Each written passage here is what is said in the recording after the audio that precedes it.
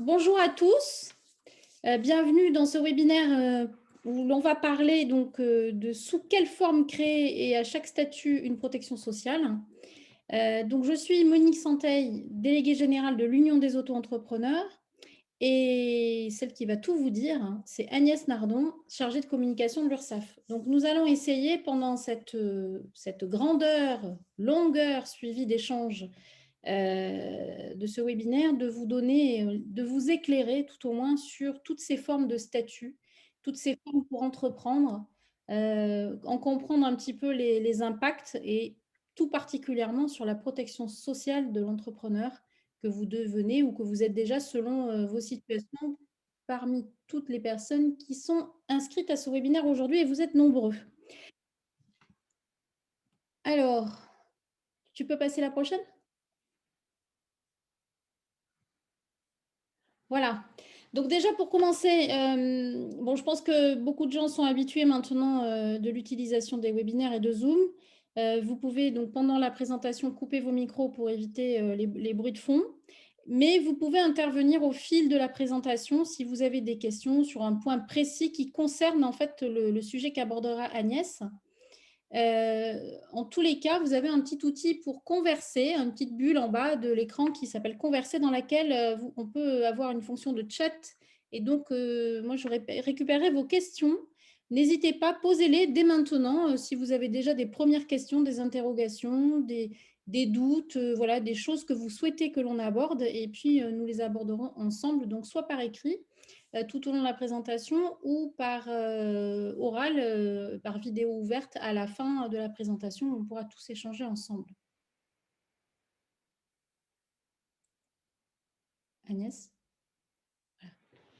Voilà, donc l'UAE, l'Union des auto-entrepreneurs, c'est une association qui accompagne et qui aide à la professionnalisation des auto-entrepreneurs et des travailleurs indépendants sous d'autres formes aujourd'hui d'ailleurs de statut en fait d'entreprise.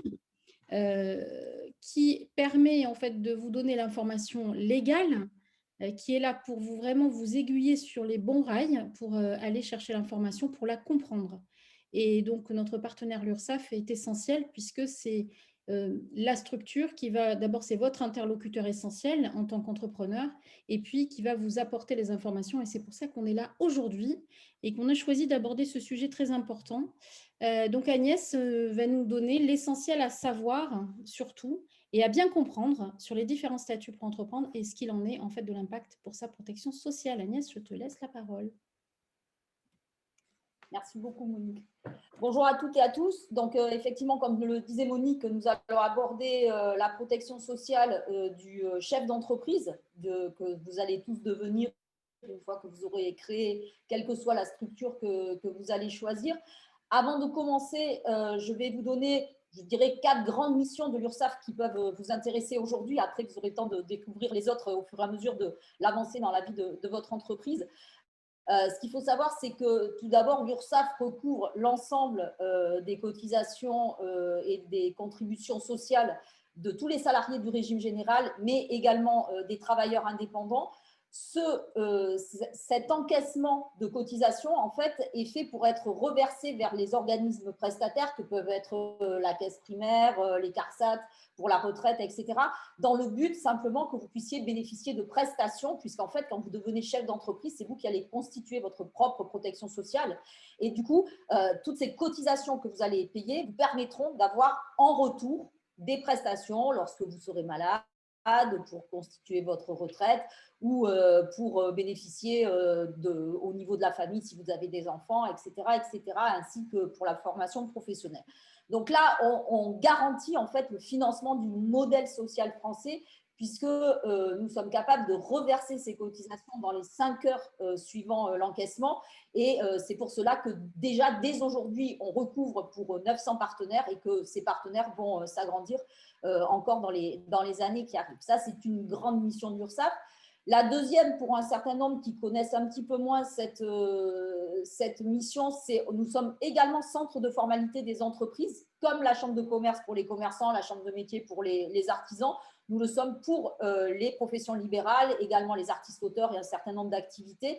À partir du moment où vous êtes en entreprise individuelle, puisque une fois qu'on est en société, en profession libérale, il faut passer par le greffe du tribunal de commerce, on y reviendra tout à l'heure.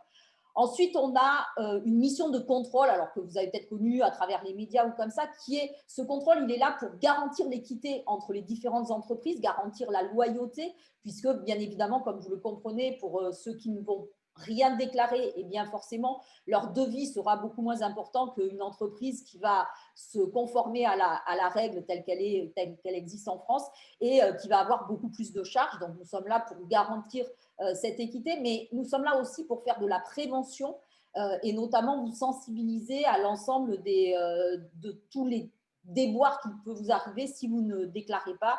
Et je pense notamment aux accidents du travail ou si vous n'êtes pas déclaré ou si vous ne déclarez pas vos futurs salariés, eh bien, ce sera votre entreprise qui sera obligée de prendre en charge l'ensemble des frais. Et malheureusement, dans ces cas-là, l'entreprise a toujours beaucoup de mal à s'en remettre. Et puis enfin, pour un certain nombre d'entre vous qui auront des salariés ou qui seront eux-mêmes assimilés salariés, on y reviendra beaucoup plus tard dans le déroulé du diaporama, nous avons des offres de services de simplification de l'emploi des salariés, des formalités.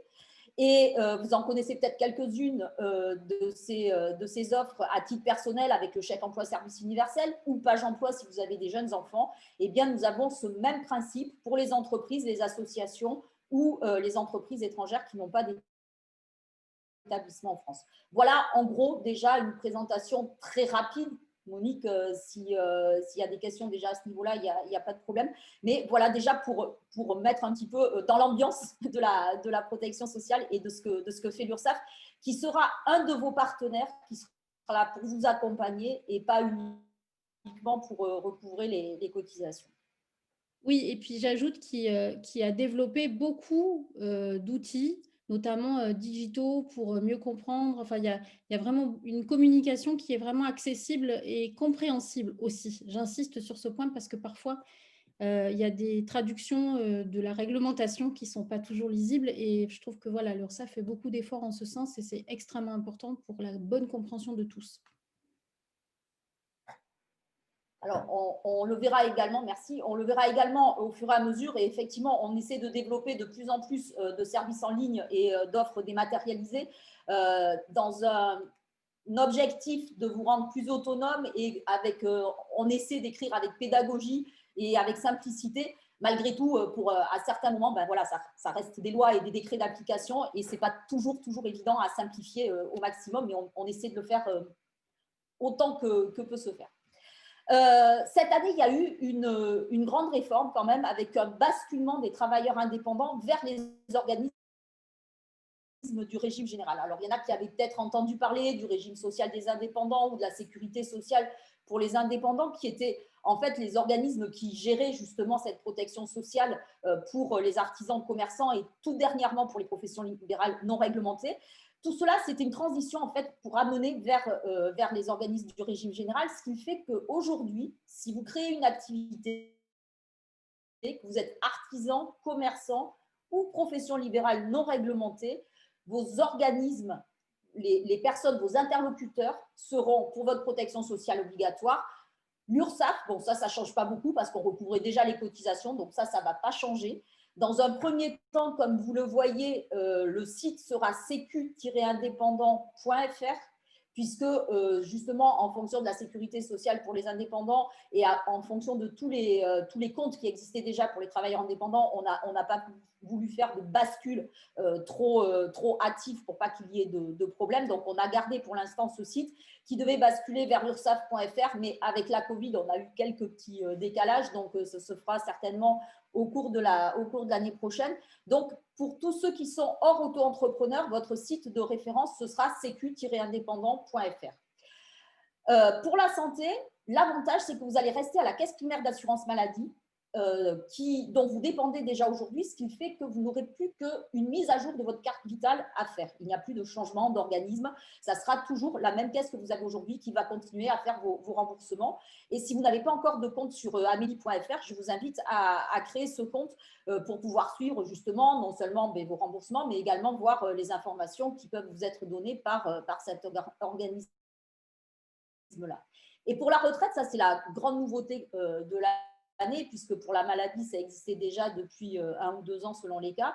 Vous allez rester également à la CARSAT, à l'assurance retraite dont vous dépendez, et le site internet est l'assurance-retraite.fr. Alors là, en général, on a beaucoup moins souvent un compte en ligne sur l'assurance retraite. Je vous invite quand même à en créer un.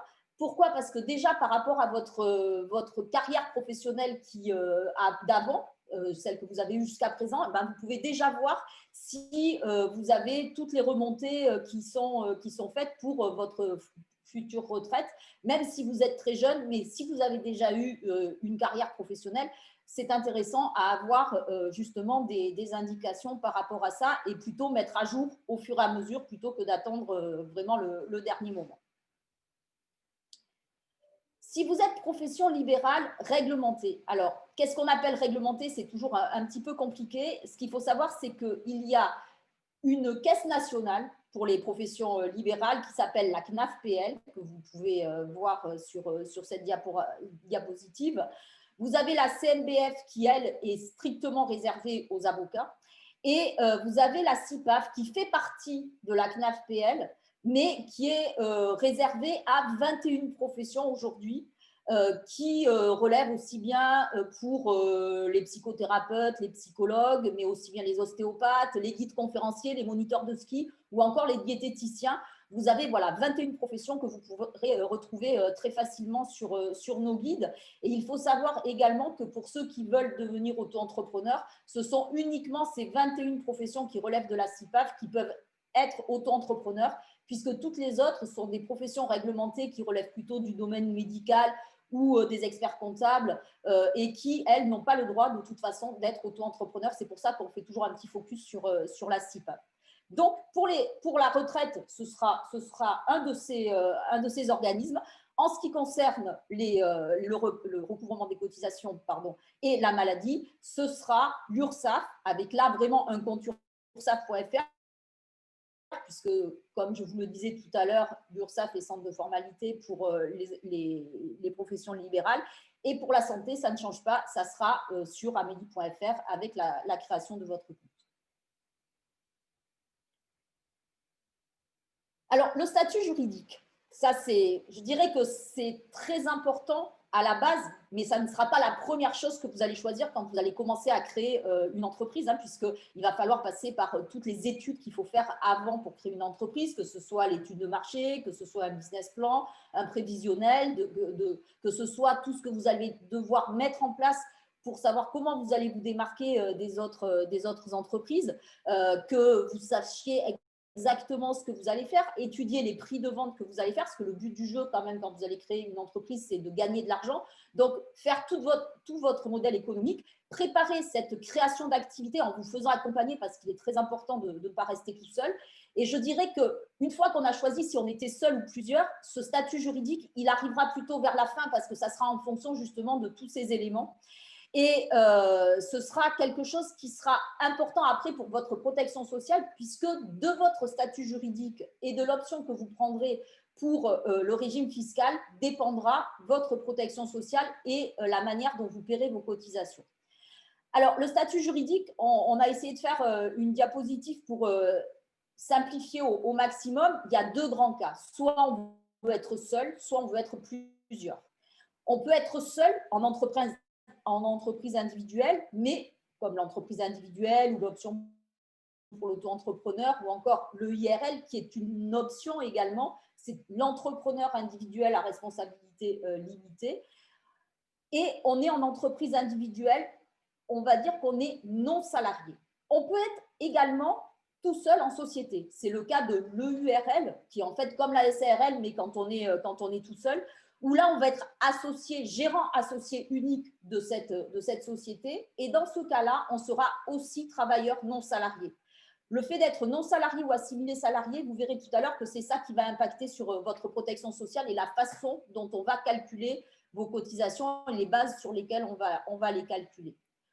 On peut être seul aussi et être assimilé salarié. C'est le cas de l'EURL si, par exemple, vous êtes gérant rémunéré de cette société, mais que vous n'êtes pas associé. À ce moment-là, vous serez assimilé salarié de cette société. Ensuite, il y a la SASU, qui est le pendant de la SAS, mais quand on est tout seul, c'est la société par action simplifiée unipersonnelle, où là, de fait, que vous soyez tout seul, à plusieurs, que vous ayez très peu de parts ou beaucoup de parts, vous serez dans tous les cas assimilé salarié. Et puis, ensuite, on peut être à plusieurs et être ou travailleur non salarié ou être assimilé salarié. C'est le cas des SARL, en fait, où quand on est en SARL et qu'on est gérant majoritaire, alors je prends l'exemple, hein, on peut être deux, par exemple, et puis il y en a un qui a 51% pardon, des parts et l'autre qui en a 49%, eh bien, le gérant qui va être majoritaire, et si c'est celui qui a 51% des parts, il sera non salarié. Et celui qui aura 49% sera associé et sera assimilé salarié. En revanche, quand vous êtes plusieurs et que vous avez le même nombre de parts à 50-50, par exemple, on va considérer que vous êtes minoritaire ou égalitaire. Et s'il n'y a qu'un seul gérant, vous serez tous les deux assimilés salariés. Mais si vous choisissez d'être co-gérant, à 50-50, on va cumuler vos parts et dans ce cas-là, vous serez tous les deux non salariés. Alors, je sais que ce n'est pas toujours très évident à assimiler. C'est pour ça que vous pourrez aller voir aussi sur le site que l'on a créé avec les services numériques de l'État il y a maintenant 2-3 ans, qui s'appelle mon-entreprise.fr, ou par un système d'entonnoir à travers des questions qu'on va vous poser en sachant est-ce que vous voulez être seul, est-ce que vous voulez être plusieurs, est-ce que vous voulez prendre plus de risques, est-ce que vous voulez en prendre moins pour votre protection sociale, être mieux protégé ou un petit peu moins mais faire évoluer après, avoir plus d'associés, les faire entrer après. Tout ça, à travers ces questions en système d'entonnoir, vous verrez que de toute façon, avec les personnes qui vont vous accompagner dans la création d'entreprise, vous verrez qu'à la fin, finalement, il y aura une ou deux possibilités, c'est tout. Là, ça vous en fait beaucoup d'un seul coup, mais au final, par rapport à votre propre projet, vous verrez qu'il y aura un seul ou deux statuts qui va émerger et qui sera, je dirais, presque une évidence. C'est pour ça que vous avez besoin d'accompagnement dans ces cas-là, parce que votre propre statut, en dehors de la création de son entreprise, rentrera en ligne de compte et sera important également pour que ce soit le statut le plus adapté à votre statut personnel et à la création de cette entreprise. Donc, sur le site Mon Entreprise, vous verrez à travers, vous aurez déjà un certain nombre d'informations et puis vous aurez aussi une checklist de tout ce qu'il ne faut pas oublier quand on crée ce style d'entreprise, que ce soit entreprise individuelle ou que ce soit une société. Une fois qu'on a préparé complètement cette activité, que l'on est prêt à la créer, il va falloir la déclarer pour qu'elle ait une véritable entité. Et du coup, il va falloir passer par un centre de formalité des entreprises qui pourra être soit en ligne, bien évidemment, soit accompagné, soit par une chambre consulaire, comme la chambre de commerce, comme je le disais tout à l'heure, ou la chambre de métier, ou par l'URSSAF, ou par le greffe du tribunal de commerce. Le but de ce centre de formalité, en fait, c'est que vous avez une seule formalité à faire de déclaration, immatriculation. Alors, bien sûr, si c'est une société, il y aura les statuts à faire avant, il y aura une annonce dans un journal d'annonce légale, il y aura quelques formalités à faire complémentaires. Mais une fois que vous allez amener ou que vous allez indiquer, saisir en ligne votre déclaration d'activité, c'est ce centre de formalité qui va prévenir tous les organismes qui doivent vous connaître, qui doivent savoir que vous avez créé cette entreprise pour que vous soyez reconnu dans chacun de ces organismes, que ce soit l'INSEE, puisque c'est eux qui vont vous transmettre votre numéro SIRET, que ce soit les impôts, que ce soit la caisse primaire dont on parlait tout à l'heure, que ce soit la CARSAT ou que ce soit une des subdivisions de la CNAF-PL pour la retraite, ou que ce soit l'URSSAF si ce n'est pas nous qui sommes votre centre de formalité. Et en ce qui concerne les auto-entrepreneurs, le seul site par lequel il faudra faire votre déclaration, ce sera autoentrepreneur.ursaf.fr.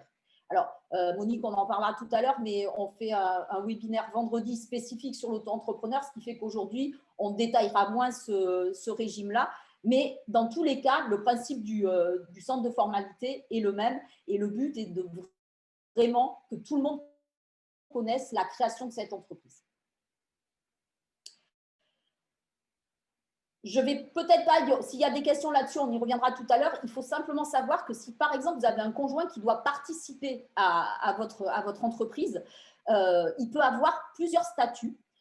il peut être soit salarié, soit associé, soit conjoint collaborateur. Et là aussi, il faudra déclarer cette formalité du choix du statut et de quel choix vous allez faire auprès de la chambre de commerce pour que le statut de conjoint soit vraiment reconnu et que la personne puisse bénéficier de l'ensemble des avantages qu'elle peut avoir et également au niveau de la protection sociale, puisque c'est pour ça qu'il y a eu des évolutions sur ce statut de conjoint.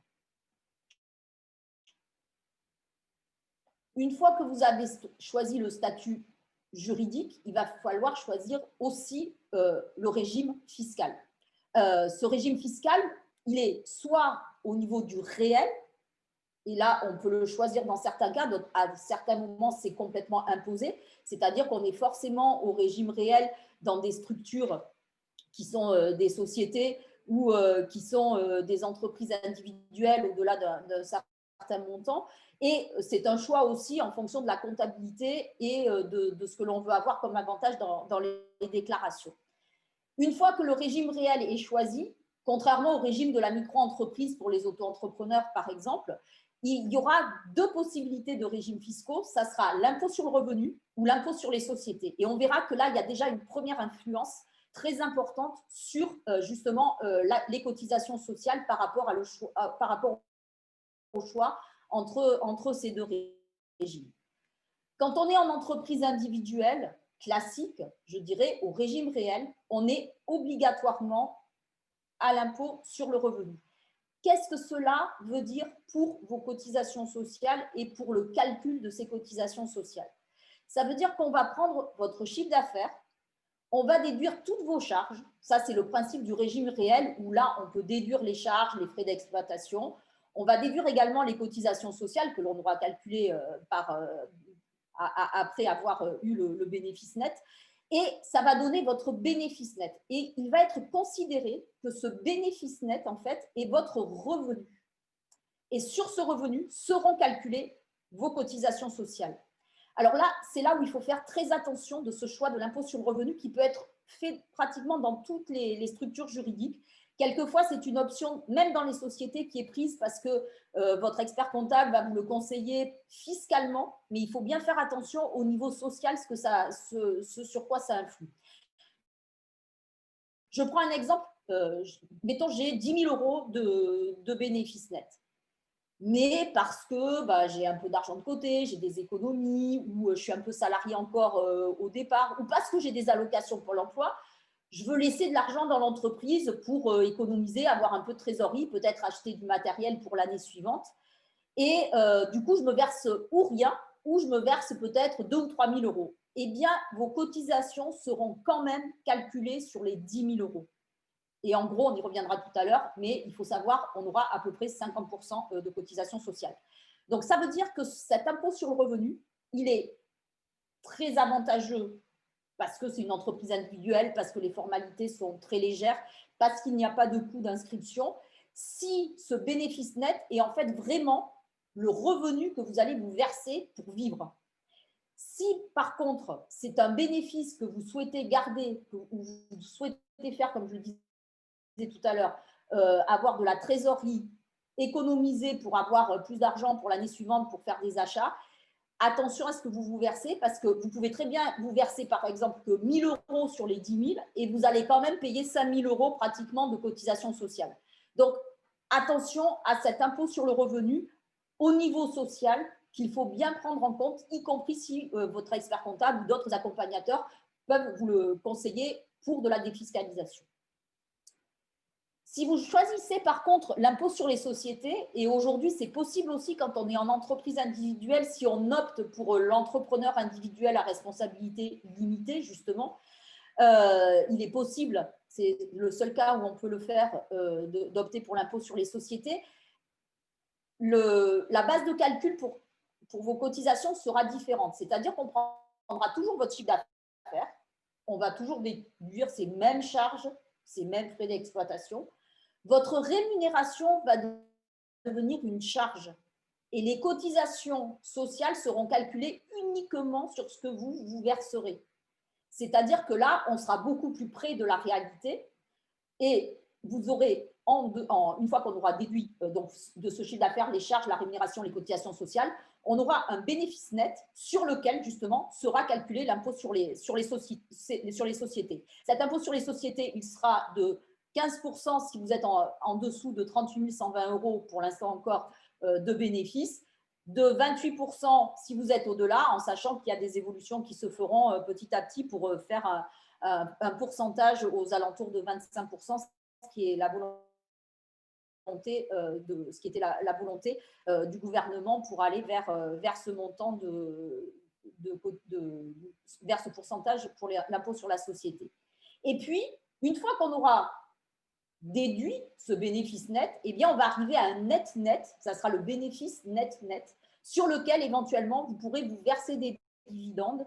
Et sur ces dividendes, on y reviendra tout à l'heure, puisque selon ce que vous choisirez comme structure, l'application soit de prélèvements sociaux, soit de cotisations sera différente en fonction du statut juridique.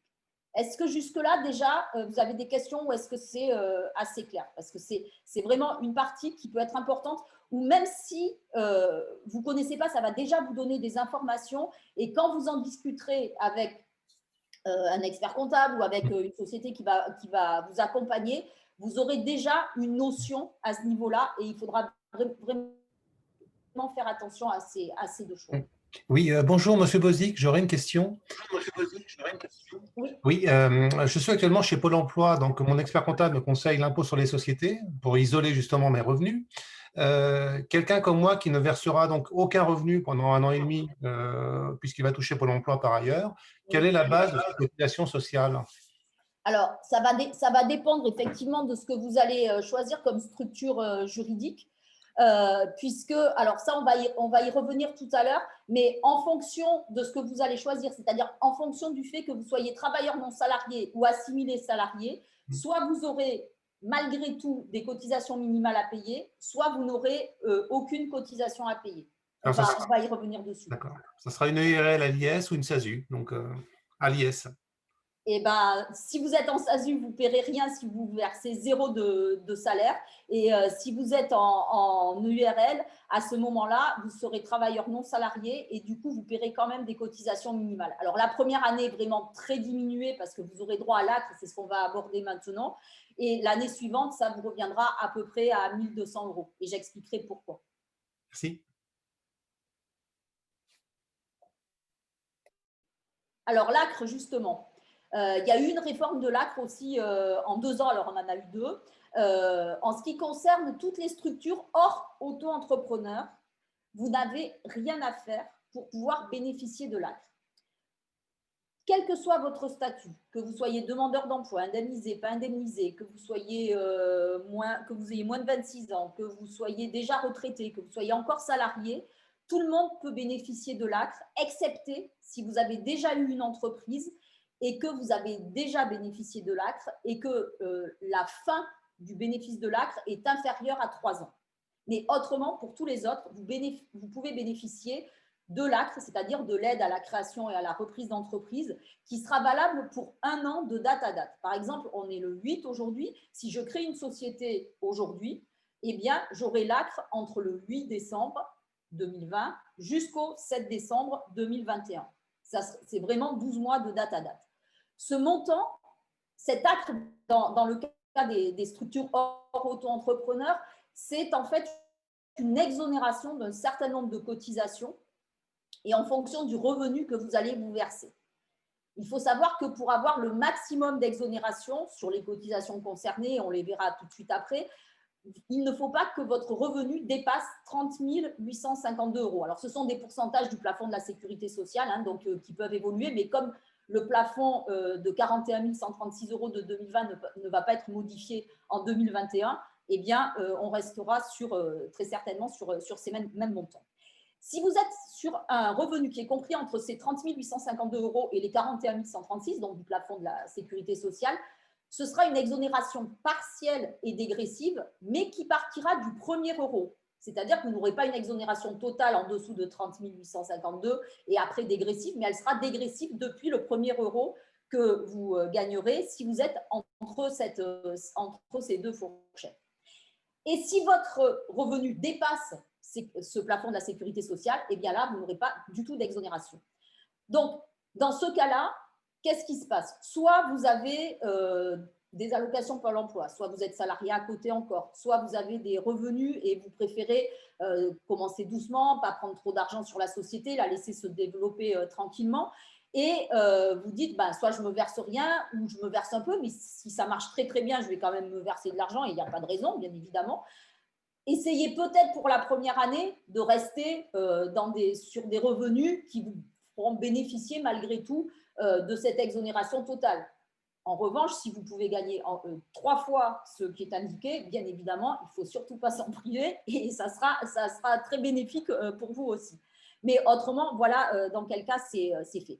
Ce qu'il faut savoir également, c'est que quand vous créez une société, les bénéficiaires de l'ACRE, en fait, doivent avoir le contrôle effectif de l'entreprise. Ça veut dire que vous devez avoir au moins 51%. Si vous êtes à plusieurs, il faut que le cumul des personnes qui peuvent bénéficier de l'ACRE ait au moins 51% des parts. Je vais prendre un exemple. Vous êtes 4 et il y en a un qui n'a pas droit parce qu'il a déjà eu une société, qu'il a déjà bénéficié de l'ACRE l'année dernière, par exemple. Mais il vous rejoint encore dans cette aventure et du coup, il est là. Si les 3 autres qui peuvent bénéficier de l'ACRE ont plus de 51% des parts, les 3 personnes pourront bénéficier de l'ACRE. Si en revanche, c'est la personne qui n'a pas droit à l'ACRE qui a le maximum de parts, qui en a plus de 51, alors personne ne pourra en bénéficier. C'est ça qu'on appelle avoir le contrôle effectif de l'entreprise. Il faut être majoritaire dans le nombre de parts. Alors, quelles sont les exonérations et qu'est-ce qui n'est pas exonéré? Les exonérations, en fait, ce sont toutes les cotisations personnelles d'assurance maladie, d'invalidité décès, de retraite de base et d'allocation familiale.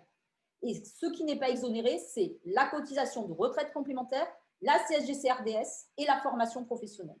Ça, c'est pour les entreprises individuelles, les EURL et les SARL quand on est gérant majoritaire, c'est-à-dire que c'est pour tous ceux qui sont non salariés.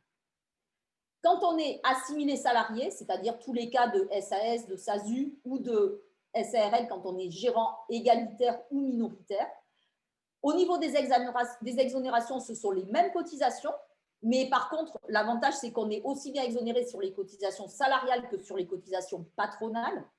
Et ce qui n'est pas exonéré, ce sont aussi les mêmes cotisations, c'est-à-dire retraite complémentaire, CSG-CRDS, formation professionnelle, auxquelles on va ajouter des cotisations qui ne sont pas comprises pour les travailleurs indépendants non salariés, mais qui le sont pour les assimilés salariés, c'est-à-dire les accidents du travail, la contribution solidarité autonomie, le FNAL, c'est-à-dire l'aide au logement, et la prévoyance. Pourquoi? Parce que quand on est assimilé salarié, en fait, ce que ça veut dire exactement être assimilé salarié, c'est qu'on est reconnu comme salarié au sens du droit de la sécurité sociale, avec les mêmes organismes, la JCARCO, avec le fait d'avoir une mutuelle, avec effectivement les accidents du travail qui sont dedans, avec la convention collective en fonction de votre activité qui va s'appliquer. Donc, tout ça, ça va être la même chose. Et en plus, quand on est mandataire social, c'est-à-dire quand on est gérant ou président ou dirigeant d'une SAS, assimilé salarié, eh bien, on sera considéré depuis le premier euro de salaire comme un cadre. Alors, même si le salaire ne va pas avec tout à fait au départ, mais toutes les cotisations seront calculées comme si vous étiez un cadre. Donc, c'est pour ça qu'il y a aussi beaucoup plus de cotisations quand on est assimilé salarié que quand on est travailleur non salarié, qui, eux, sont considérés comme des non-cadres. Alors là, vous avez un exemple un peu… Alors moi, j'ai dit 50% tout à l'heure parce que les bases sont différentes, parce que puis c'est plus facile à calculer. Ce qu'il faut savoir, c'est qu'en gros, quand vous êtes travailleur non salarié, vous allez avoir environ 50% de charges de cotisation sociale, en sachant, et on y reviendra aussi, c'est que ça ne suffira pas. Même si je comprends que c'est déjà très important et que ça reste quand même une protection sociale qui est correcte, mais il faudra que vous arriviez à prendre des cotisations, des assurances complémentaires pour avoir une protection sociale qui soit vraiment plus confortable. Quand on est assimilé salarié, alors soit on dit c'est 60% du salaire brut, mais ça ne revient pas à dire grand-chose puisque en fait c'est l'entreprise qui va payer la totalité, donc il vaut mieux parler sur du net et savoir exactement ce que ça va coûter à entreprise. Dans ce cas-là, on est plutôt à 80% du salaire net. Donc, effectivement, ça fait beaucoup de cotisations. Mais ce qu'on peut dire entre les deux, c'est que d'un côté, on a une protection sociale qui est déjà très correcte, qui est un peu à la carte, puisque vous allez pouvoir ajouter des assurances plutôt pour la maladie, plutôt pour la retraite, plutôt pour éventuellement de la prévoyance en plus. Enfin, vous allez un peu choisir ce que vous allez vouloir avoir en plus comme protection sociale. Quand on est assimilé salarié, c'est plutôt une protection sociale entre guillemets de luxe, on va dire, mais vous n'avez pas le choix, parce que entre les cotisations qui sont faites, parce que c'est le régime général et que ça s'applique pour tout le monde, et la convention collective que vous appliquerez, parce qu'en fonction de votre activité, il y en aura une qui sera appliquée à votre entreprise, eh bien là, vous pourrez toujours rajouter des choses, hein, mais il y aura déjà une protection sociale de base qui sera quand même très, très complète. Et puis, dans certains cas, on pourra peut-être y revenir tout à l'heure, j'avais vu sur une des questions qui avait été posée en amont, ça peut être intéressant d'être assimilé salarié dans certains cas plus que dans d'autres.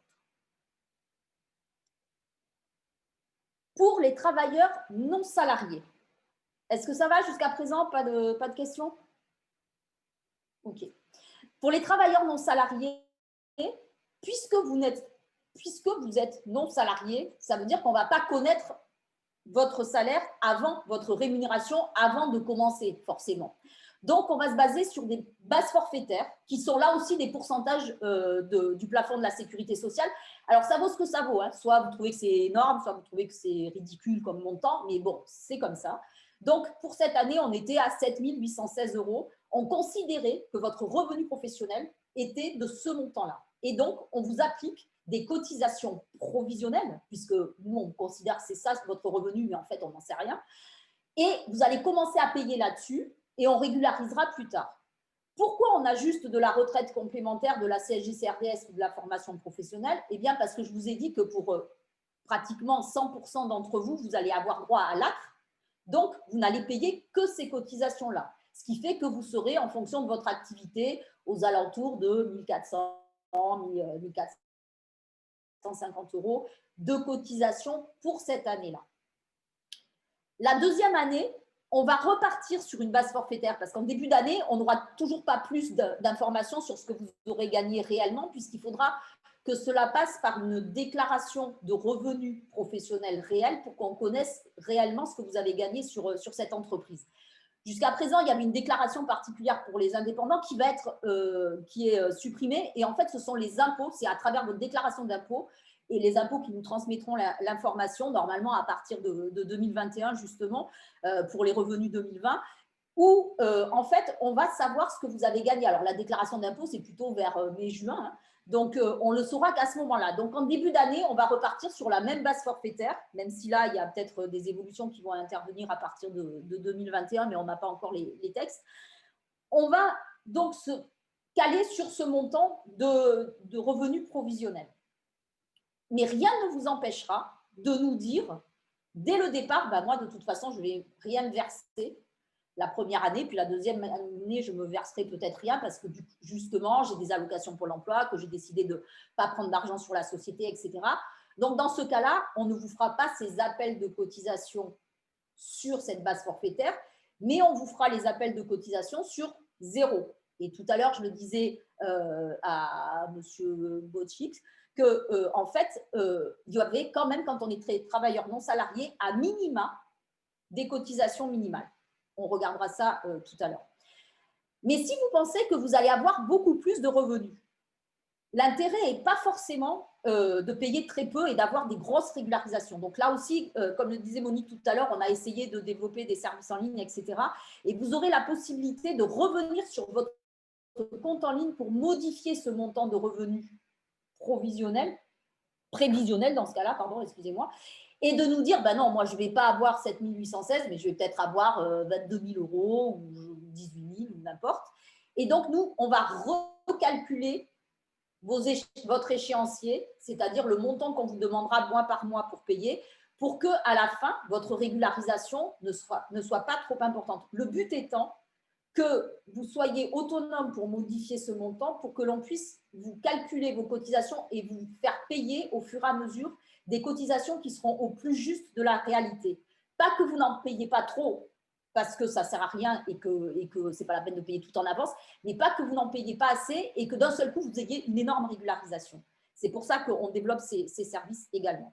Et puis, à partir du rythme de croisière, donc une fois qu'on connaît votre premier revenu réel d'une année complète, on va se baser sur ce revenu pour calculer le prévisionnel du début de l'année suivante. C'est-à-dire que, par exemple, on connaît votre revenu 2020, et ben, on va se caler sur celui-là pour calculer le début de l'année 2021. Et là, encore une fois, si vous avez des activités qui sont un peu en montagne russe ou si vous savez que vous allez avoir des gros marchés ou que l'année suivante, ça sera un peu moins important, eh ben, n'hésitez pas à modifier ces montants, encore une fois, pour être au plus juste. Là, c'est simplement, et vous le retrouverez, Monique vous mettra en ligne les liens pour aller sur nos guides qui vous donneront des explications et également ces tableaux avec les pourcentages au niveau de toutes les cotisations. Pourquoi tout à l'heure je dis 46, 50, etc. C'est parce qu'en fait, selon le risque, c'est-à-dire maladie, retraite, etc., on ne calcule pas sur la même base. Ça peut être sur les revenus professionnels, ça peut être sur des plafonds, ça peut être sur plusieurs plafonds en même temps, ça peut être sur des revenus qui sont entre plusieurs fourchettes. Enfin voilà, c'est pour ça qu'on ne peut pas être juste pile poil au pourcentage près. Donc là, ça vous donne un peu une petite idée. Si vous ne l'aviez pas, pour voir que vous voyez, la retraite, c'est quand même un poste important quand on cotise. Après, il y a la maladie, bien sûr, les allocations familiales, bon, la CSG-CRDS et la formation professionnelle, on y reviendra dessus, où vous voyez, c'est vraiment un tout petit taux et qui est vraiment intéressant pour vous pour pouvoir vous former et avoir des aides par rapport à ça. Alors, j'arrive à ces fameuses cotisations minimales. Pourquoi elles ont été mises en place? En fait, ça a été surtout au départ parce que il y avait beaucoup d'artisans ou de commerçants où en fait il y en avait un des deux qui était déclaré et puis l'autre faisait tout l'administratif ou tous les rendez-vous, etc., les devis, les factures, bref. Et si malheureusement il y avait une séparation, il y en avait un des deux qui partait avec rien parce que la personne n'avait jamais cotisé de sa vie, donc pas de retraite, plus rien. Et du coup, il a été mis en place, non seulement, tout à l'heure je le disais, ce fameux statut du conjoint collaborateur, mais il a été mis en place aussi ces cotisations minimales pour les personnes qui, malheureusement, sur une année ou 2 années ou plusieurs années, pas forcément en suivant, avaient 0 de revenus parce que c'est comme ça, ça peut arriver. Pour ne rien avoir. L'idée est qu'avec ces cotisations minimales, vous validez au moins 3 trimestres de retraite, un peu d'invalidité d'essai et un peu d'indemnité journalière et la formation professionnelle. C'est pour ça que même si vous gagnez 0, vous avez quand même à peu près 1200 € à payer par an.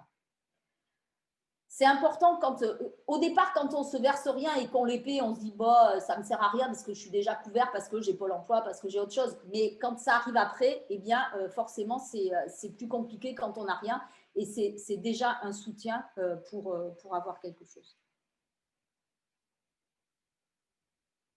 Là, vous voyez, on est parti d'une rémunération nette de gérant pour un travailleur non salarié qui, pour 20 000 € de revenus nets, pour l'entreprise, ça fera un coût à peu près de 29 000 €. Et justement, par rapport à ça, je vous conseille de retourner sur le site mon-entreprise.fr où vous avez tous les simulateurs qui existent, que ce soit en tant que chef d'entreprise ou pour d'autres particularités ou pour vos salariés. Et vous pourrez même faire une comparaison entre votre statut de chef d'entreprise, que vous soyez non salarié ou assimilé salarié, voire auto-entrepreneur. Et ce qui sera intéressant surtout, c'est de voir qu'est-ce que ça vous permet d'avoir comme protection sociale derrière et qu'est-ce que vous payez en fonction de chacun des risques dont on a parlé tout à l'heure, maladie, retraite, santé, etc. Alors, la modulation de calcul, j'y reviens, mais on en a déjà parlé. Si vous êtes artisan, commerçant, profession libérale non réglementée, pour le moment, vous aurez la possibilité d'avoir tous ces services sur le site sécu-indépendant.fr où vous pourrez aller faire ce revenu estimé. Alors, le revenu estimé, c'est ce dont je parlais tout à l'heure. Hein. C'est la même chose que la modulation, c'est la même chose que venir changer le montant du revenu que vous pensez avoir pour qu'on puisse recalculer, vos appels de cotisation. Cette année, si vous voulez, ça a été très appréciable, même si malheureusement, avec la… Ah, j'ai un saut, j'ai quelque chose qui a sauté, moi. Excusez-moi. C'est bon? C'est revenu? OK. Ça a été très appréciable pour toutes les entreprises qui ont malheureusement été prises dans la mouvance de la crise et qui le sont toujours d'ailleurs, pour pouvoir justement revenir sur ces montants, même si nous, même de fait, on l'a fait pour eux, puisque l'URSSAF a quand même été très participatif pour la mise en place de tout ce qui a été mis en place par le gouvernement, des mesures qui ont été mises en place pour venir en aide justement aux travailleurs non salariés ou aux entreprises. Et ce revenu estimé, on s'est aperçu que c'était vraiment important justement de pouvoir le faire à tout moment pour ne pas avoir ces montants de cotisation à payer alors que le revenu n'était pas à la hauteur de ce montant de cotisation. Et si vous êtes profession libérale, eh bien, vous aurez aussi votre espace sur ursaf.fr. En ce qui concerne le paiement, on ne vous demandera jamais de paiement de cotisation avant au moins 90 jours. C'est-à-dire que, par exemple, pour ceux qui vont commencer en janvier, s'il y en a qui commencent en janvier, vos premiers appels de cotisation ne se feront pas avant le mois d'avril. Donc, ce seront bien des cotisations, comme je le disais tout à l'heure, provisionnelles sur la base forfaitaire dont je vous ai parlé, les 7 816 €, ou sur zéro si vous nous avez indiqué que vous gagnez zéro. D'ailleurs, j'en profite pour dire que pour ceux qui ne vont rien se verser du tout, et si vous avez des allocations Pôle emploi, il faut que vous fassiez la même démarche auprès de Pôle emploi pour leur dire que vous, avec un PV d'Assemblée générale ou avec un document de votre expert comptable, pour pouvoir justifier que vous allez vous verser zéro et que Pôle emploi puisse continuer à vous verser vos allocations au maximum de ce que vous devez avoir et pas avec des déductions en fonction d'une rémunération hypothétique que vous n'aurez pas puisque vous avez décidé de rien vous verser. Donc ça aussi, c'est important par rapport à Pôle emploi. Et puis, ces cotisations, très honnêtement, il vaut mieux les payer mensuellement, c'est mieux. Ça revient plus régulièrement, ça fait moins d'effet, on va dire, que de payer par trimestre. Et vous pourrez les payer soit par prélèvement automatique, soit par télépaiement ou par carte bancaire. L'avantage du télépaiement, c'est un peu comme le prélèvement automatique, c'est-à-dire qu'il nous faudra vos coordonnées bancaires, etc. En revanche, avec le télépaiement, c'est vous qui validez le montant des cotisations à payer. Et si un jour, vous avez, parce que ça peut arriver à n'importe quelle structure, un souci de trésorerie ou que vous ne pouvez pas tout payer d'un seul coup, vous pouvez très bien modifier le montant de ce télépaiement. Mettre, par exemple, je dois 1 000 € et là, franchement, ce mois-ci, il faudrait que j'en paye que 500 parce qu'autrement, déjà, sur ma banque, ça ne va pas passer, etc. etc. Et ben, je vais mettre 500 et en même temps, je vais demander une demande de délai sur mon compte en ligne, encore une fois, pour payer le reste en 1, 2 ou 3 fois. Alors, bien sûr, il ne faut pas que ce soit récurrent, ce système, parce qu'autrement, vous serez tout le temps en train de payer des provisions, des cotisations du mois en cours et rattraper ce que vous n'avez pas payé. Mais il faut savoir que ça existe, ça évite des incidents de paiement avec la banque et ça peut permettre à certains moments d'avoir votre trésorerie qui souffle un petit peu quand vous avez des problèmes à ce niveau-là. Pardon. Pour ce paiement en ligne, toujours pareil, pour les travailleurs indépendants, artisans, commerçants, professions libérales non réglementées, vous le ferez sur sécu-indépendant.fr et pour les professionnels libéraux réglementés sur ursaf.fr. Est-ce que déjà sur les travailleurs non salariés, vous avez des petites questions, des précisions ou est-ce qu'on peut aller sur les assimilés salariés et après, du coup, on posera toutes les questions derrière? OK. Pour l'instant, parfait. Faites question par secrétaire, on les posera à la fin peut-être. D'accord, OK. Alors, quand on est assimilé salarié, donc je répète, hein, les assimilés salariés, président de SASU, président de SAS ou dirigeant de SAS ou gérant minoritaire ou égalitaire de SARL. Je vous l'ai dit tout à l'heure, le montant des cotisations, à peu près 80% du salaire net. En revanche, si vous ne vous versez pas de salaire, vous payez 0 de cotisation. Par contre, vous avez aussi 0 de prestation. Donc, ça veut dire quoi? Ça ne peut être valable que si vous avez des revenus à côté. C'est-à-dire, par exemple, ça peut être le cas au départ, quand vous avez des allocations Pôle emploi. Ça peut être le cas si vous créez une entreprise et que vous êtes retraité, que vous avez déjà des revenus et que vous voulez laisser l'entreprise se développer un petit peu. Ça peut être le cas si vous avez des économies, voilà, etc.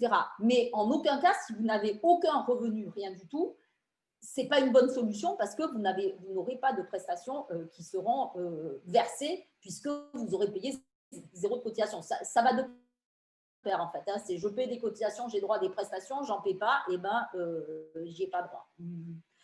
En tout cas, pas beaucoup. En tant que mandataire social, comme je vous le disais tout à l'heure, vous êtes considéré comme un cadre.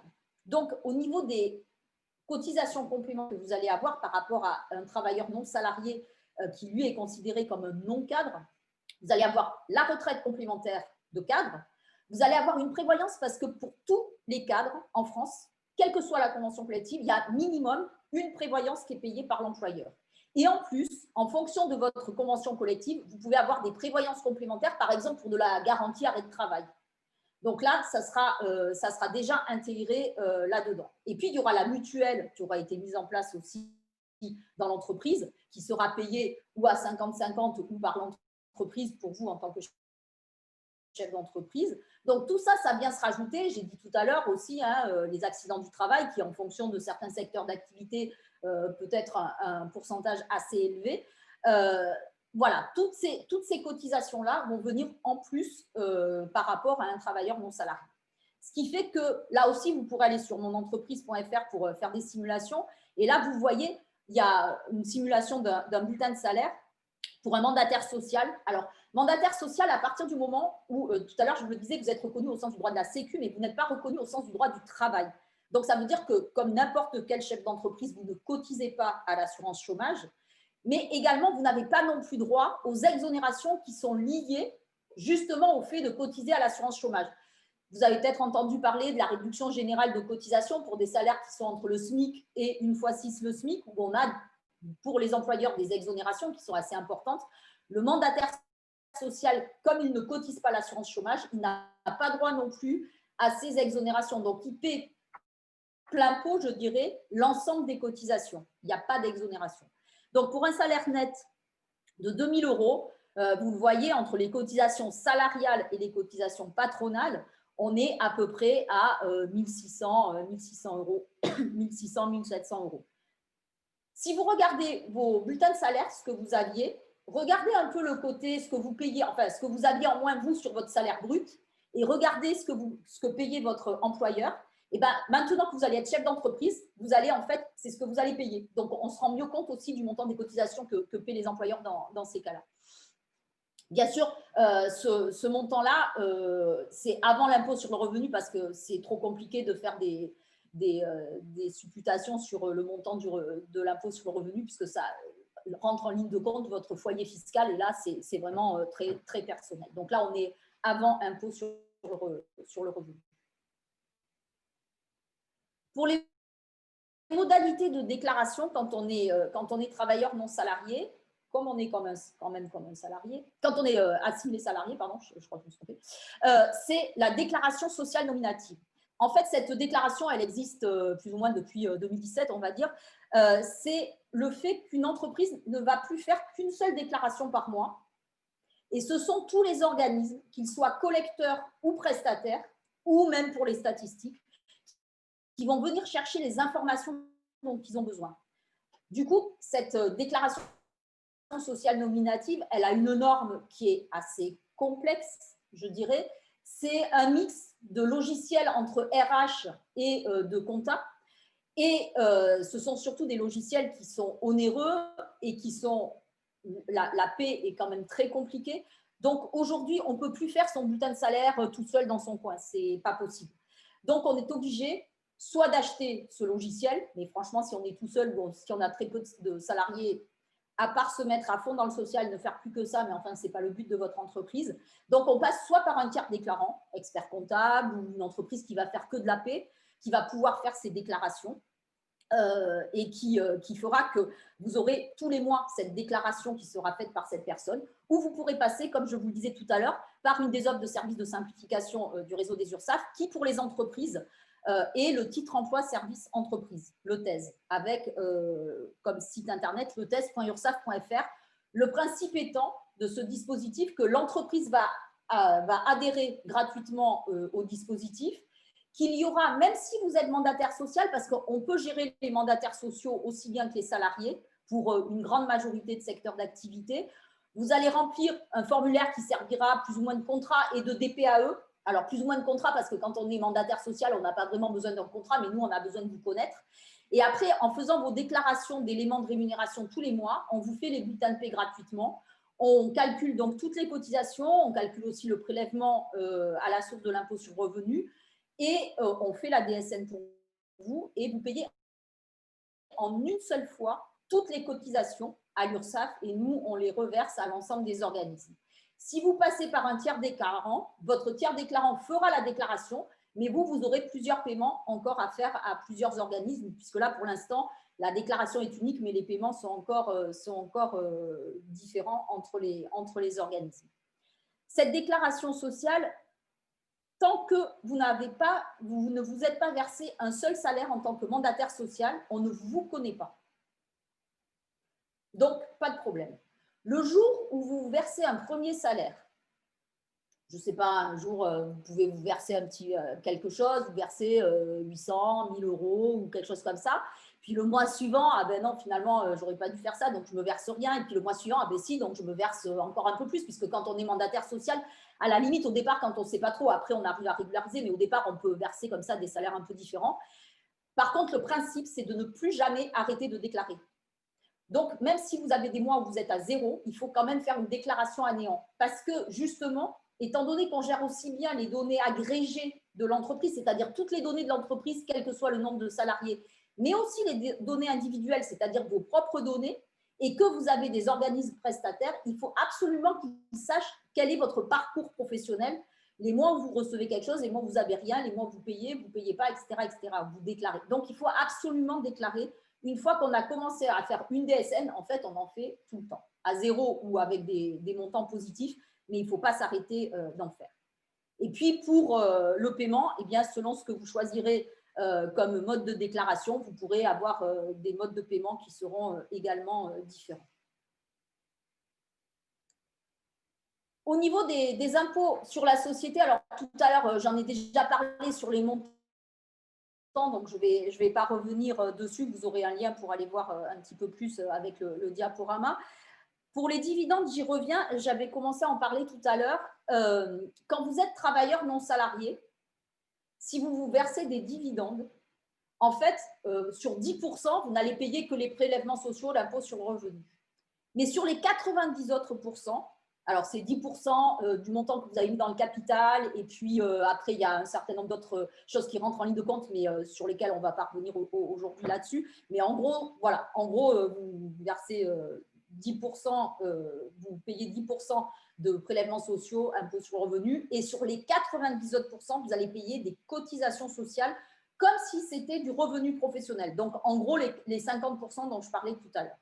Ça, c'est pour tous les travailleurs non salariés et les personnes qui sont en SARL. Uniquement pour les SAS ou les SASU, si vous versez des dividendes, vous allez être soumis sur l'ensemble de ces dividendes uniquement, alors entre guillemets, parce que c'est quand même un coût, aux prélèvements sociaux et à l'impôt sur le revenu. Si à titre personnel, votre taux d'imposition est supérieur à 12,8%, il est intéressant pour vous de prendre le prélèvement forfaitaire unique ou ce qu'on appelle la flat tax, qui est en fait un blocage de paiement autour de 30%, 12,8% au niveau de l'impôt sur le revenu et 17,2% au titre des prélèvements sociaux, CSG, CRDS. Si par contre, à titre personnel, votre taux d'imposition est inférieur à 12,8%, ce n'est pas la peine de payer trop pour rien non plus. Donc, dans ce cas-là, vous allez prendre l'option sur le barème progressif pour l'impôt sur le revenu, où vous aurez sous certaines conditions un abattement avant le calcul, qui peut être de 40%, et vous paierez les 17,2 au titre des prélèvements sociaux. Donc, si je prends les deux grosses différences entre le fait d'être non salarié ou d'être assimilé salarié, d'un côté, même si je me verse zéro, j'ai des cotisations à payer, mais j'ai des prestations. Et si je me verse des dividendes, sur 90%, je paie des cotisations. De l'autre côté, assimilé salarié, si je me verse rien, je ne paie rien, mais je n'ai pas de prestations. Et sur les dividendes, je ne paie que les prélèvements sociaux et l'impôt sur le revenu. Alors, on va voir pour les prestations. Bon, je ne reviens pas sur l'assurance maladie. On a vu tout à l'heure que ce serait votre interlocuteur. On va revenir plutôt un petit peu sur les prestations principales. Il y a des prestations qui sont les mêmes pour tout le monde, quel que soit votre statut, salarié, allocataire Pôle emploi, le RSA, etc. C'est tout ce qui est remboursement des consultations, les médicaments, l'hospitalisation. Vous aurez tous la même base sécu. Ça, c'est pareil pour tout le monde. Pour les indemnités journalières, on est pour les travailleurs non salariés sur la base du revenu journalier des 3 dernières années. Alors que pour les assimilés salariés, on est sur 50% du revenu journalier des 3 derniers mois. Attention pour les travailleurs non salariés. On sait très bien qu'au départ, on peut avoir des revenus qui sont très faibles. Et du coup, avoir très peu d'indemnités journalières, ce qui malheureusement, on est obligé de s'arrêter pendant 1 mois ou 2 mois, ça peut arriver à tout le monde. Et là, il faut se poser la question de dire comment je fais pour vivre pendant ces 1 mois ou ces 2 mois. Je ne vous parle pas de tout de suite tant que vous avez autre chose comme revenu. Je vous parle le jour où vous n'aurez plus rien. Eh bien, si vous n'avez pas quelqu'un pour vous aider, si vous n'avez pas des économies, si vous n'avez pas, il va bien falloir payer le loyer, manger, etc., etc. Donc, il va falloir absolument prendre une prévoyance complémentaire pour être sûr d'avoir un minimum de revenus. Et c'est ce que je disais tout à l'heure, ça fait partie vraiment, et la plupart des personnes qui vont vous accompagner, et y compris vos experts comptables, s'ils vous font créer une société où vous êtes travailleur non salarié ou si vous êtes en entreprise individuelle, ils vont vous dire, vous prenez une prévoyance en plus pour avoir un minimum de garantie. Ça, c'est vraiment important. Pour la maternité et la paternité, alors bien sûr, pour les papas, il y aura juste des indemnités journalières. Pour les mamans, quand vous êtes travailleur non salarié, il y a un petit avantage par rapport aux assimilés salariés qui a toujours existé côté travailleur non salarié, qui n'existe pas aujourd'hui, en tout cas pour les assimilés salariés. C'est une allocation forfaitaire de repos maternel. Il faut être inscrit depuis au moins 10 mois et avoir un minimum de chiffre de revenus de 4 000 € pour pouvoir bénéficier environ de 3 900 € d'allocation, dont la moitié est versée au 7e mois de la grossesse et le reste à l'arrivée du bébé. Et puis, il y aura les indemnités journalières d'interruption d'activité qui sont venues se caler sur celles des salariés. Par contre, il faut vraiment qu'il y ait une interruption d'activité. Et puis, pour les accidents du travail, je dirais que c'est un peu le même principe que les indemnités journalières. Il y a un minimum de remboursement, mais là aussi, les travailleurs non salariés ne sont pas très bien couverts pour les accidents du travail. Donc, selon le cas, là aussi, vous devez prendre une complémentaire auprès soit de la caisse primaire d'assurance maladie qui a un produit prévu exprès pour les accidents du travail pour avoir des indemnisations complémentaires, soit auprès d'une assurance privée en faisant bien évidemment des devis entre toutes les assurances, voir quelles sont les prestations auxquelles vous avez droit. Quand vous êtes assimilé salarié, je l'ai dit tout à l'heure, comme vous avez une cotisation accident du travail, c'est inclus dedans, donc là, il n'y a rien à prendre en plus. Je reviens une seconde sur les indemnités journalières. Il va y avoir quand même une grande avancée. Alors, on va dire que, entre guillemets, c'est difficile de dire ça, mais suite en tout cas, pas grâce, mais suite à la Covid, jusqu'à aujourd'hui, les professions libérales réglementées, historiquement, quel que soit le statut juridique que vous aurez choisi, n'ont pas d'indemnité journalière parce qu'il n'y a pas de cotisation. Avec la Covid, on s'est aperçu quand même que c'était vraiment compliqué du coup de ne pas avoir une cotisation qui était payée, et pour ceux qui malheureusement n'avaient pas pris de prévoyance, c'est là où on s'est aperçu que c'était vraiment important. Et pour les professions libérales, excepté pour les avocats qui ont déjà quelque chose qui est prévu, il y aura une cotisation obligatoire qui sera mise en place à partir du 1er juillet 2021. Donc, jusque-là, il n'y en a pas. Mais après, il y aura une cotisation qui sera mise en place. Je ne sais pas sous quelles conditions. Je ne sais pas si ça empêchera de prendre une prévoyance en dehors pour compléter, mais en tout cas, il y aura une petite base qui sera obligatoire. Pour la retraite. Alors, pour la retraite, contrairement à une idée reçue, et ça fait très longtemps maintenant, hein, la formule de calcul pour calculer la retraite des artisans, commerçants et professions libérales non réglementées uniquement est exactement la même que pour les salariés. C'est-à-dire qu'avec la réforme telle qu'on la connaît aujourd'hui, c'est sur 50% du revenu moyen sur les 25 meilleures années. Que les artisans, commerçants, vos grands-pères, arrière-grands-pères ou comme ça, aient pu dire là, on avait une retraite ridicule, on n'avait rien, bon, bref. Aujourd'hui, sauf s'ils ont fait toute leur carrière avant 73, mais bon, maintenant ça commence à faire long, il y a deux solutions. Soit malheureusement, la personne a une carrière professionnelle avec des revenus relativement faibles, et bien ce calcul, il n'est pas très élevé, un peu comme quelqu'un, je ne sais pas moi, qui aurait fait du temps partiel toute sa vie. Pour d'autres, peut-être qu'ils n'ont pas tout déclaré. Et on en revient à la prévention de tout à l'heure. Eh bien, s'ils n'ont pas tout déclaré, forcément, au niveau du calcul, ça va se ressentir. D'où l'intérêt d'avoir déclaré la totalité de ce qu'on a gagné pour pouvoir avoir ces prestations-là et pas avoir une retraite microscopique. En ce qui concerne les professions libérales, alors là, c'est complètement différent, le calcul, parce que d'abord, vous avez plusieurs classes à choisir, que vous choisissez un peu ce que vous voulez avoir, qu'en fonction des montants de revenus, ça peut être différent. Donc là, malheureusement, on ne peut pas vous donner une formule toute faite, ça n'existe pas. Donc dans ce cas-là, il faudra que vous vous rapprochiez de votre caisse de retraite en fonction de votre activité pour savoir exactement comment c'est calculé et comment ça se passe pour la retraite de base. Concernant la retraite complémentaire obligatoire, je vous le disais tout à l'heure, pour un travailleur non salarié, ça sera similaire à un salarié non cadre. Pour un assimilé salarié, ce sera similaire à un salarié cadre.